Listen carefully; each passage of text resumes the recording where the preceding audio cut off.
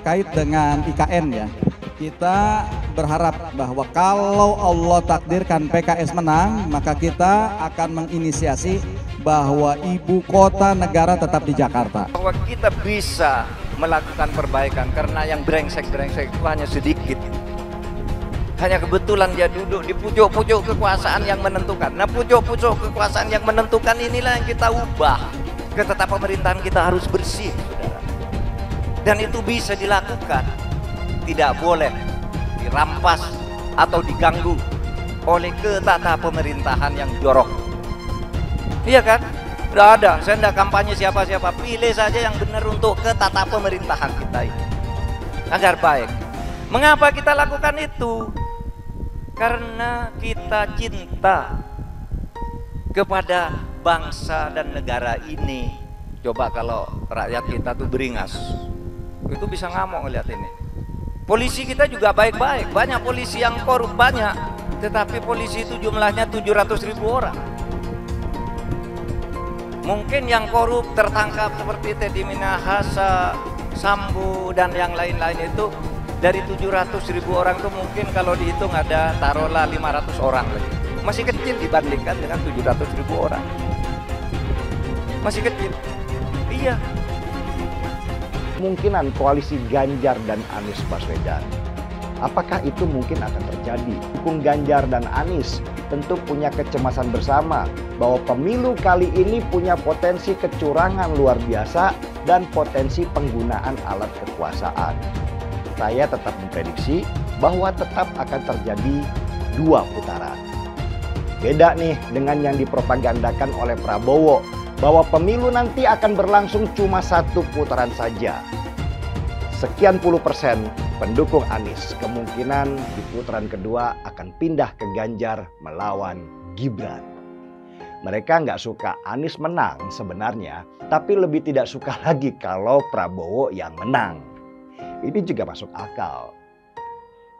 Jadi prediksi saya, di putaran kedua nanti, kalau kubu Ganjar yang lolos, maka sebagian besar pendukung Anies juga akan lari ke Ganjar. Ini masuk akal sih, karena pendukung Anies kebanyakan adalah pembenci Jokowi. Meskipun sebagian besar dari mereka dulu adalah pendukung Prabowo. Tetapi dengan adanya Gibran yang sekarang ada di samping Prabowo, maka kebencian mereka terhadap Jokowi akan semakin tinggi. Dan lebih baik buat mereka memilih yang buruk dari yang terburuk, yaitu Ganjar Pranowo. Kiraan saya dari kacamata intelijen, itu strateginya saya lihat mungkin strategi sasarannya 1 putaran. Jadi kalau menurut perkiraan intelijen ini hari, dan kalau tidak ada perubahan yang signifikan, Prabowo, Gibran akan menang. Ini semua yang nanti siap menampung masa atau pemilihnya Anies Baswedan 2 putaran. Dengan asumsi Anies Baswedan kalah hingga 2 putaran, mereka akan masuk semua ke sini. Tidak mungkin kegama. Itu analisa saya. Untuk seorang nasionalis, tempat berdiri saya hanya 1. Bukan pasang kaki, enggak. Pasang kaki 2, 3, enggak. Hanya pasang kaki di 1 tempat, yaitu di tempat orang-orang yang nasionalis, yang berwawasan kebangsaan, yang berfilsafat hidup Pancasila. Seperti Prabowo itu menyatukan diri dengan Jokowi waktu sesudah Pilpres bersatu lagi. Mereka bersatu karena punya satu wawasan kebangsaan, punya prinsip bahwa seorang nasionalis harus 1. Kalau sekarang sampai 2, itu menurut saya itu yang salah, bukannya saya yang salah.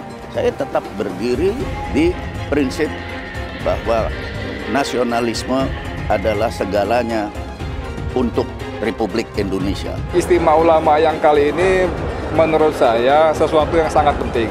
Walaupun jauh sebelum istimewa diselenggarakan, umat itu sudah boleh dikatakan mengerucut ya, menjatuhkan pilihan pada pasangan Anies dan Muhaimin.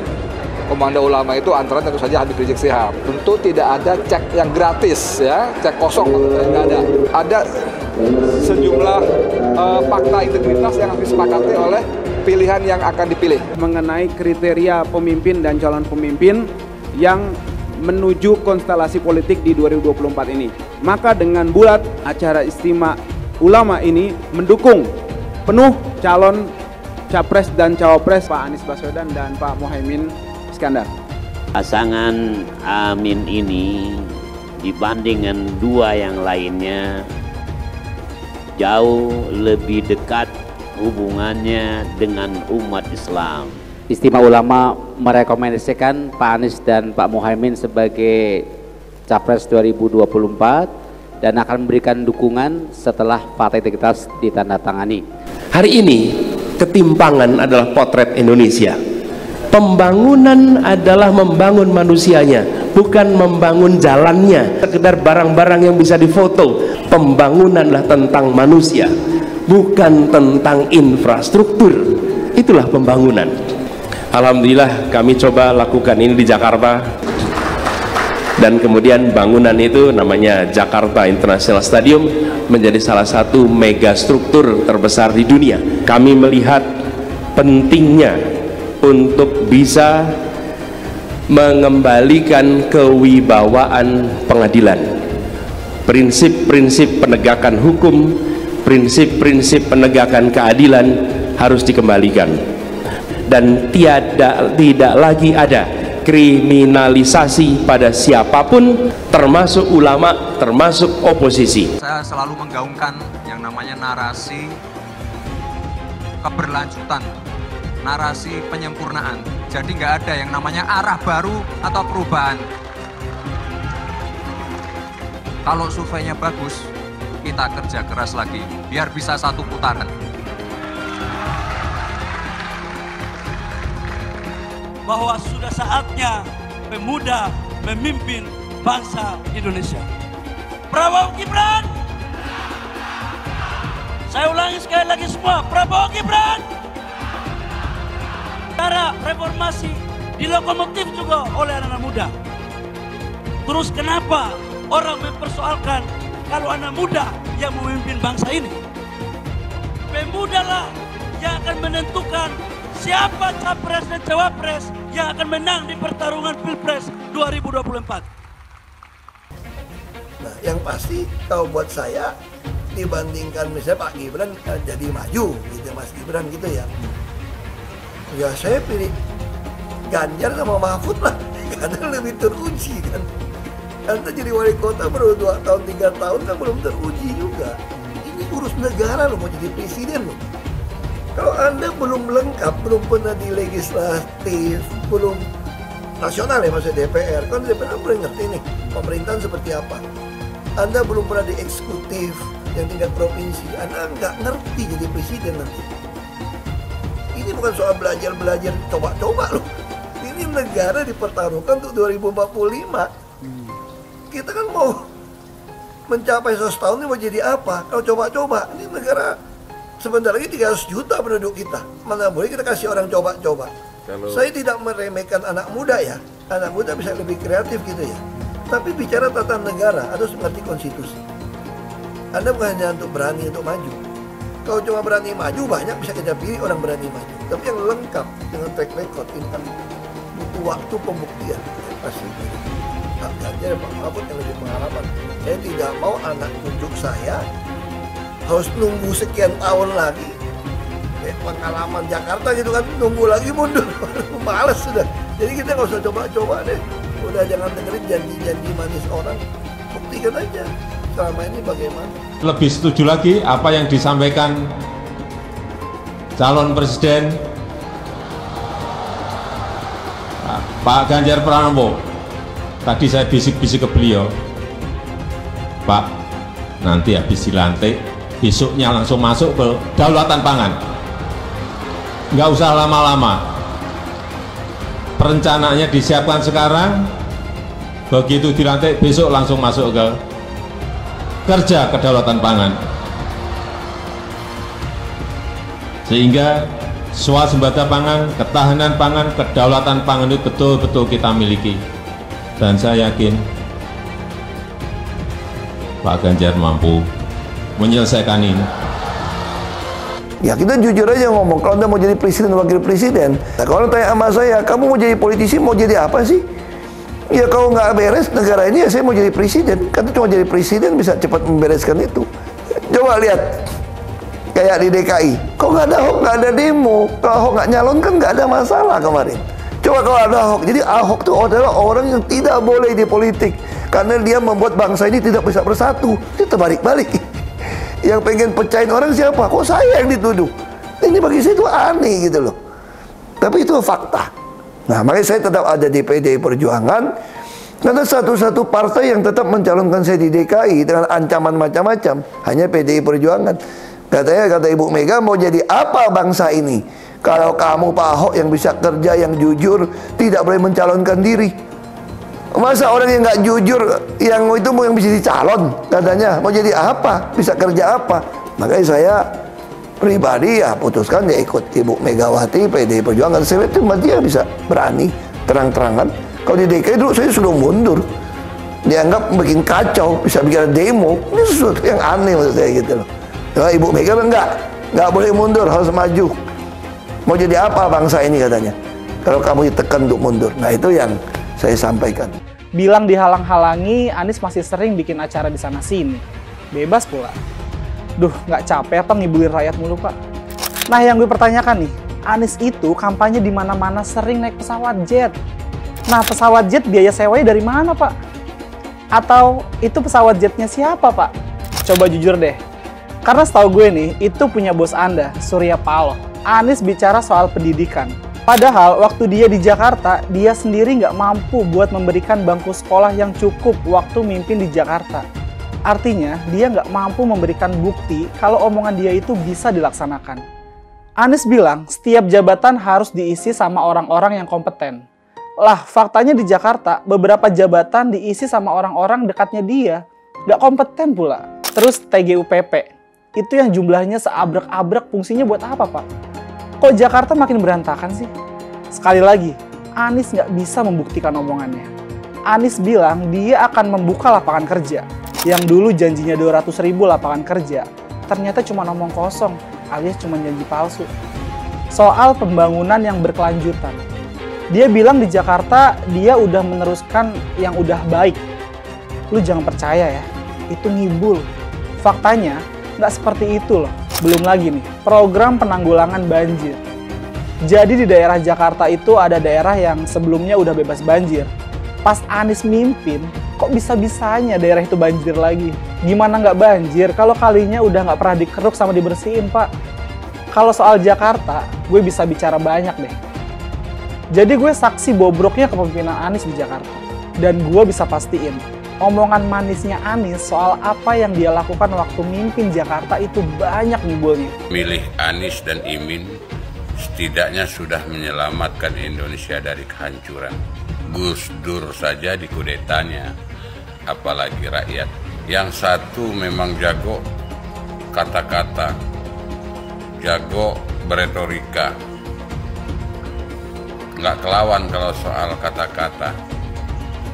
Di sisi lain, kita sama-sama melihat yang sudah ditulis pakai tangan dia sendiri, pakai hati dia sendiri, lagi dia ingkari, apalagi hanya mengandalkan kata-kata dan janji. Pun demikian dengan janji Cak Ponimin.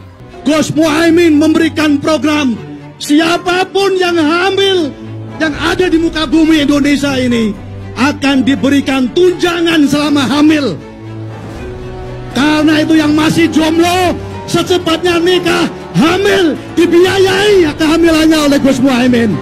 Akan mendapatkan subsidi, akan mendapatkan tunjangan rata-rata 6 juta selama kehamilan. Gus Muhaimin dan PKB menang. Semua yang punya sepeda motor, BBM-nya kita subsidi gratis tanpa biaya. Siapa yang di sini punya sepeda motor? Tahun 2024 PKB menang Gus Muhaimin presiden, disubsidi serendah-rendahnya harga subsidi BBM. Kalau PKB sekarang bukan PKB Gus Dur, ini PKB Caimin. Jadi beda, PKB-nya sudah beda. Jadi nggak bisa lagi menurut saya, memang masih tetap jualan nama Gus Dur, itu ada larangannya jelas sekali. Tapi ya namanya orang masih mencuri-curi, kebiasaan kayaknya mencuri-curi. Mencuri partai, sekarang mencuri gambar. Gus Dur pendiri partai, orang yang dikatakan oleh Caimin sebagai guru politiknya, malah dikudeta, apalagi rakyat.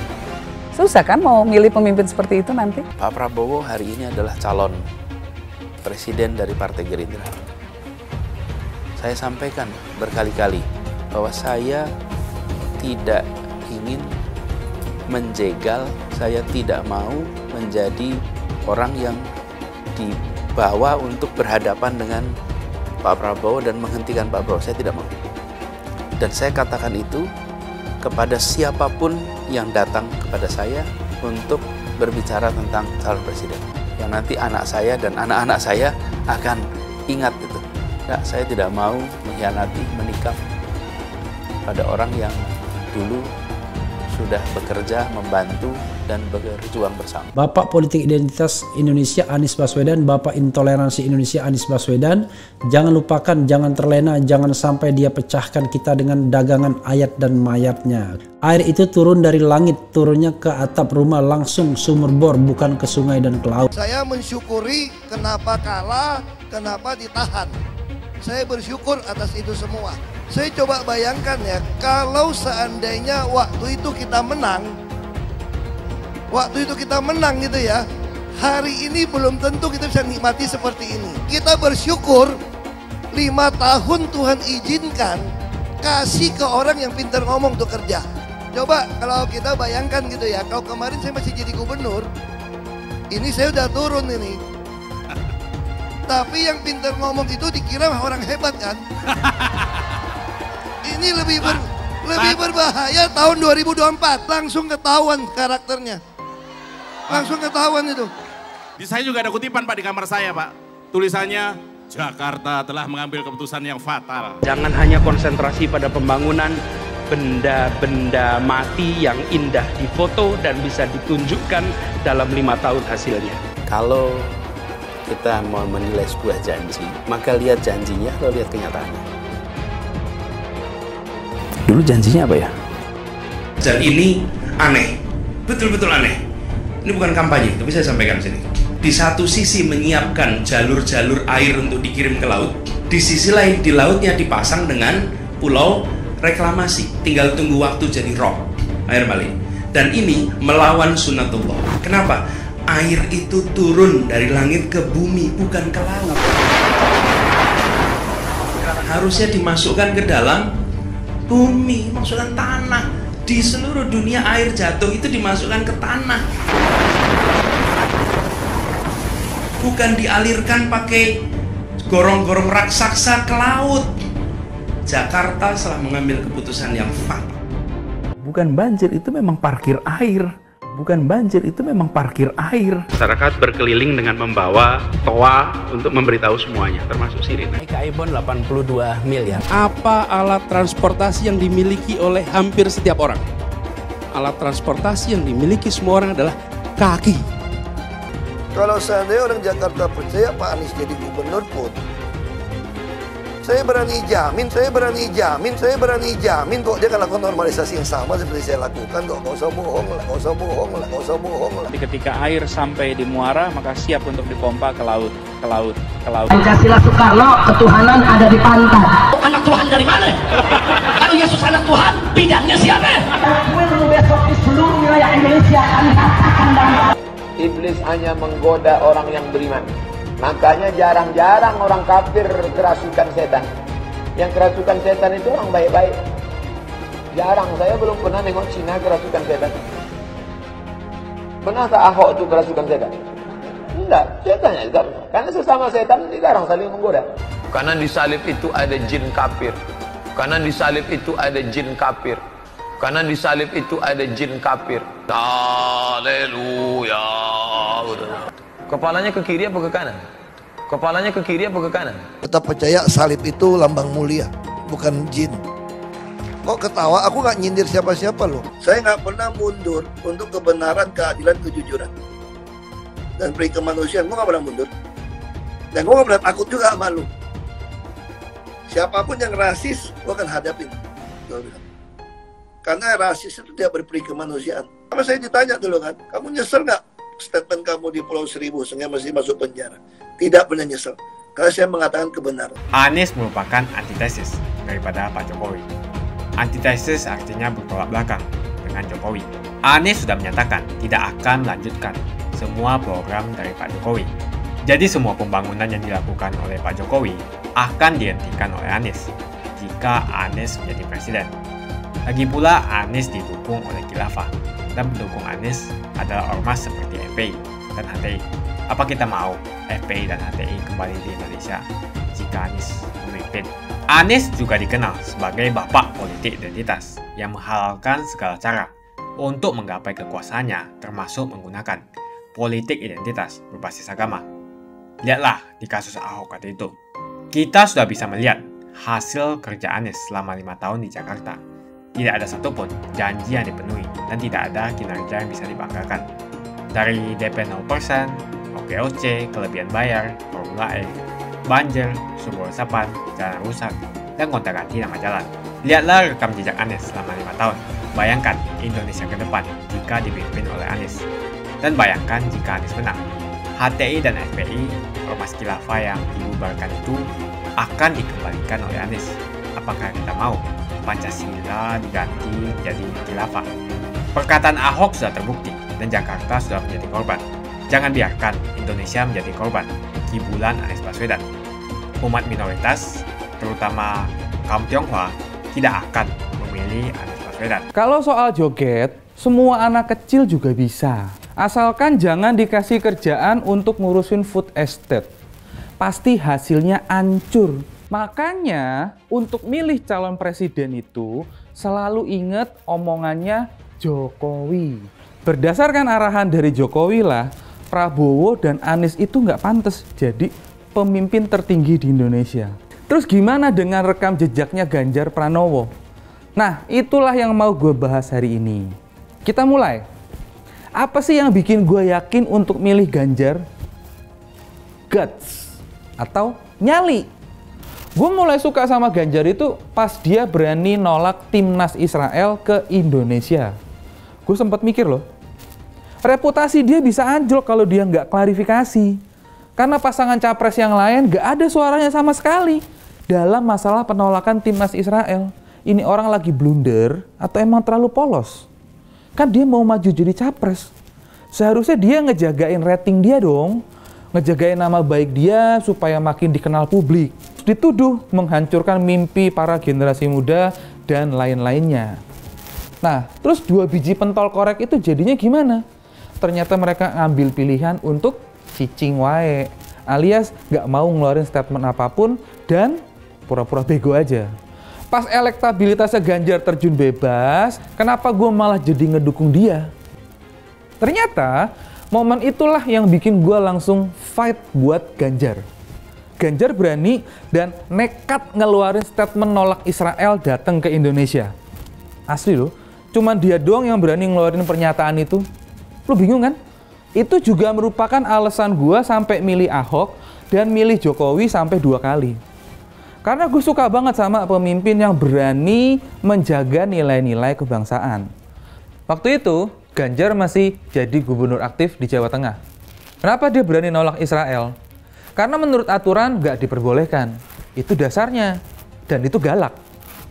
Tapi yang bikin gue bingung, acara Piala Dunia itu kan udah dipersiapkan jauh-jauh hari. Kenapa Menteri Luar Negerinya nggak nyabut aja aturan itu? Biar nggak bikin orang jadi serba salah.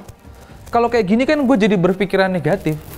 Jangan-jangan emang ada konspirasi jahat untuk ngejatuhin elektabilitasnya Ganjar yang waktu itu terlalu tinggi. Nah, karena gue ngelihat ada nyali di situ.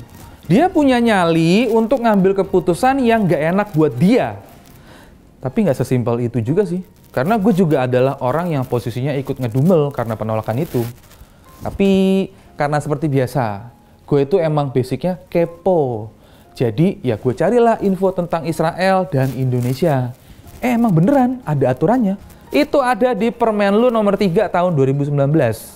Jadi, kalau Ganjar ngizinin timnas Israel bertanding di sini, ngibarin bendera di sini, dan nyanyiin lagu kebangsaan di sini, itu malah dia salah. Itu berarti dia melanggar aturan. Walaupun waktu itu dia beneran terjun bebas, dan orang-orang lagi pada ngambek, beneran. Habis itu Ganjar langsung rebound kan? Orang-orang udah pada nyadar, ternyata penolakan itu bukan dari Ganjar. Bukan maunya Ganjar, tapi emang itu ada aturannya. Ganjar menjaga konstitusi tetap berjalan dan nggak ditabrak demi popularitas. Mau pilihan apapun yang diambil Ganjar, sama-sama bikin dia terjun bebas. Cuman ya dia nggak peduli popularitas, dia nggak peduli elektabilitas. Karena arahnya dia itu cuman gimana cara menjalankan amanah. Itu keren. Ini orang harus jadi presiden di tahun 2024. Itu pikiran gue waktu itu. Nggak kayak si Anies. Bikin gardu listrik aja pakai seremoni, panggil wartawan, terus di-blast gila-gilaan, seolah-olah momen berharga banget itu gardu listriknya. Oke, makin gue mau fight buat dia, malah bikin gue makin kepo. Rekam jejaknya Ganjar kayak gimana sih? Stylenya kayak gimana sih? Dan udah ngapain aja selama 2 periode jadi gubernur Jawa Tengah. Ternyata prestasinya gila-gilaan. Tapi sayangnya jauh dari publikasi dan jarang tersorot kamera. Terus masalah Wadas, yang di framing jahat seolah Ganjar nggak pedulian. Langsung kelar tuh sama Ganjar. Dan yang paling penting tuh, dia beneran care sama anak-anak muda untuk berkreasi dalam UMKM dan industri kreatif. Yang pertama, anak buahnya korupsi langsung dicopot gak pakai lama. Waktu di demo, dia langsung nyamperin dan berdialog. Beda dengan Anies yang ngumpet di balai kota pas di demo emak-emak masalah PPDB Jakarta yang amburadul. Ditambah, Ganjar nggak takut dengan kaum radikal dan berani ngelawan gerombolan intoleran yang terbukti nggak suka dengan Pancasila. Langsung dipecat. Nggak pakai ntar saya lihat dulu ya, ntar saya cek dulu ya, gitu. Pokoknya kalau menyimpang dari Pancasila, ya pecat. Berarti dia tahu cara mengelola keuangan dengan baik. Dan sebagai penutupnya, pilihlah pemimpin yang punya rekam jejak dan prestasinya. Kata siapa? Kata Jokowi, bukan kata gua. Yang intinya, di saat capres lain cuma bisa nawarin janji surga, Ganjar udah ngasih hasil kerjanya di Jawa Tengah dengan anggaran terbatas. Tapi bisa jadi itu barang. Dulu Anies bisa menang karena menggunakan agama dan etnis. Isu agama, ras, dan antar golongan dinikmati oleh relawan Anies. Saat itu Anies didukung oleh FPI, HTI, dan pengasong khilafah lainnya. Pada akhirnya Ahok harus kalah, namun kekalahan dia adalah kekalahan yang membuka mata rakyat Indonesia bahwa masih ada orang-orang yang menang dengan cara menggunakan politisasi agama atau politik identitas berbasis agama. Ternyata banyak sekali orang yang dengan mudah terhasut lewat jalan-jalan seperti itu. Relawan Anies terutama dari FPI, HTI, PA212 seperti Bahar Smith dan Rizik Syihab selalu menghujat Cina, etnis Cina. Tapi saat ini negara Cina sudah menjadi nomor 1 di dunia. Saya bangga sebagai Cina.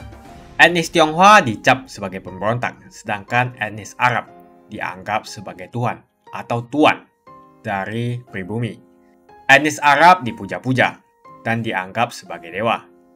Lihat saja Rizik Syihab dan Bahar Smith dipuja-puja, padahal mereka mengujar kebencian. Pengasong khilafah seperti Rizik Syihab, Bahar Smith, dan teman-teman, mereka hanya buat gaduh di Indonesia. Sedangkan negara yang mereka sanjung-sanjung itu, Arab Yaman, masih belum maju dan masih terbelakang. Saya percaya Indonesia dengan mayoritas pribumi juga akan menjadi negara maju. Seharusnya Arab Yaman belajar dari negeri Cina, seperti kata kitab suci. Belajarlah sampai ke negeri Cina. Anies dan juga pendukung Anies, seperti Rizik Syihab, Bahar Smith, dan kelompok-kelompok HTI dan FPI, harus belajar ke negeri Cina, supaya tidak lagi melakukan kelebihan bayar Yang jelas saya memilih pribumi, bukan yang dari Yaman. Ganjar jelas pribumi, nasionalis, dan pasti akan melanjutkan visi dan misi dari Pak Jokowi. Suara Ahok merepresentasi warga minoritas, dan etnis Tionghoa mendukung Ganjar Pranowo. Ahok pasti akan mendukung Ganjar, karena Ahok anti radikalisme. Ahok yang jelas tidak akan mendukung Anies Baswedan, karena Anies Baswedan didukung oleh kelompok khilafah, HTI, dan FPI, ormas terlarang itu. Anies merupakan antitesis daripada Pak Jokowi, dan diragukan kenasionalisannya, apalagi pribumiannya. Antitesis artinya bertolak belakang dengan Jokowi. Anies sudah menyatakan tidak akan melanjutkan semua program dari Pak Jokowi. Jadi semua pembangunan yang dilakukan oleh Pak Jokowi akan dihentikan oleh Anies jika Anies menjadi presiden. Lagi pula Anies didukung oleh khilafah, dan pendukung Anies adalah ormas seperti FPI dan HTI. Apa kita mau FPI dan HTI kembali di Indonesia jika Anies memimpin? Anies juga dikenal sebagai bapak politik identitas yang menghalalkan segala cara untuk menggapai kekuasaannya, termasuk menggunakan politik identitas berbasis agama. Lihatlah di kasus Ahok waktu itu. Kita sudah bisa melihat hasil kerja Anies selama 5 tahun di Jakarta. Tidak ada satupun janji yang dipenuhi dan tidak ada kinerja yang bisa dibanggakan. Dari DP 0%, OKOC, kelebihan bayar, Formula E, banjir, sumber resapan, jalan rusak, dan gonta-ganti nama jalan. Lihatlah rekam jejak Anies selama 5 tahun. Bayangkan Indonesia ke depan jika dipimpin oleh Anies. Dan bayangkan jika Anies menang. HTI dan FPI, ormas khilafah yang dibubarkan itu, akan dikembalikan oleh Anies. Apakah kita mau Pancasila diganti menjadi khilafah? Bagian Indonesia Timur yang mayoritas non-muslim seperti Bali tidak akan setuju dengan khilafah atau sistem khilafah. Mungkin Indonesia akan bubar jika Anies menjadi presiden. Perkataan Ahok sudah terbukti dan Jakarta sudah menjadi korban. Jangan biarkan Indonesia menjadi korban kibulan Anies Baswedan. Umat minoritas, terutama kaum Tionghoa, tidak akan memilih Anies Baswedan. Saya yakin karma Ahok mengejar Anies Baswedan. Dulu Anies memainkan politik identitas kepada Ahok. Sekarang Anies dipertanyakan kepribumiannya karena dia dari Yaman. Itu saja opini saya hari ini. Tuliskan opini kalian tentang Anies Baswedan. Jika kalian setuju dengan pendapat saya di video ini, pastikan kalian menekan like di video ini dan bagikan video ini ke teman dan family Anda supaya mereka semua mengetahui tentang informasi ini.